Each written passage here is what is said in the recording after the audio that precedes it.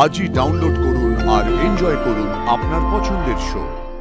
তোমার বাবা সমস্ত শত্রুতা ভুলে নিজে নিজে আমাদের নিমন্ত্রণ করতে এসছে। তোমার মনে হচ্ছে না এর মধ্যে কোথাও কোথাও কোনো ষড়যন্ত্র আছে? তোমার তোমার খটকা লাগছে না? বলো তো। না, লাগছে না।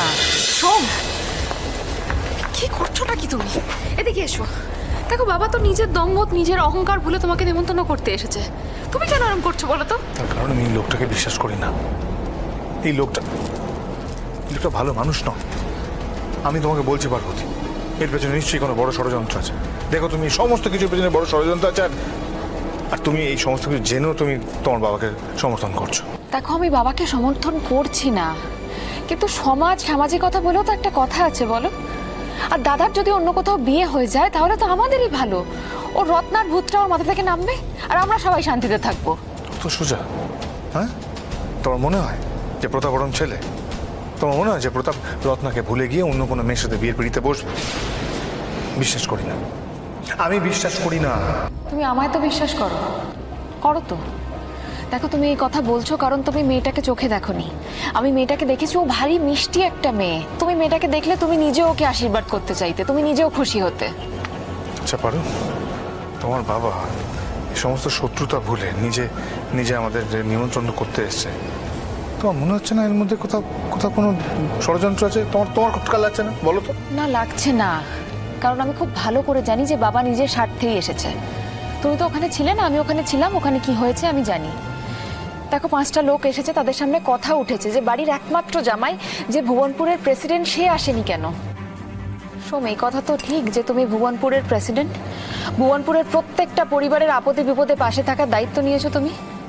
রায় পরিবার তো ভুবনপুরের বাইরে নয় সোম। পার্থসারথী রায় তার শত্রুরে কখনো ক্ষমা করে না সোম, তোরাও করবে না। শত্রুরে দমন করতে গেলে আগে তারে বশ করতে হয়, তা সে যেভাবেই হোক। রায় সাহেব তোর সঙ্গে যাই করে থাকুন না কেন, আমি তো তোর সাথে কোনোদিন কোনো অন্যায় করিনি বাবা। বেশ, তুমি যখন বলছো তোমার কথা কি করে ফেলি বলো। যেভাবে মানুষকে নিমন্ত্রণ করা হয় সেভাবে যদি নিমন্ত্রণ করা হয় তাহলে আমি যাব। বেশ, তুই বল কি চাস বল।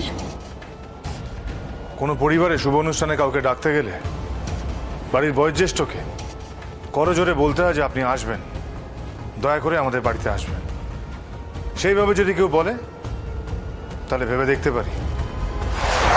আমায় হাত জোর করে মাতালটারে নেমন্তন্ন করতে হবে। কর কর কর করে নে। আর কতভাবে আমায় অপমান করবি?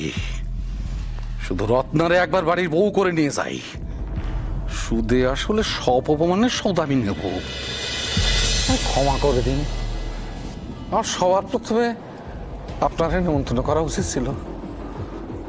আজ আমার ছেলের আশীর্বাদের দিন।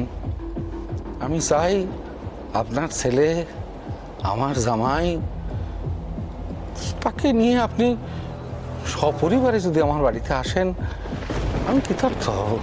না, আমার বোনেরা কোথাও যাবে না।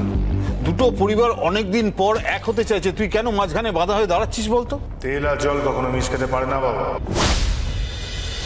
সোম, হ্যাঁ সোম, আর দেরি করো না। দেখো, এবার আশীর্বাদের সময়টাই পেরিয়ে যাবে, তারপর আর যাওয়ার কোনো মানে হবে না। চলো। তোমরা বলছো আমি যাচ্ছি, কিন্তু আমার মন সায় দিচ্ছে না।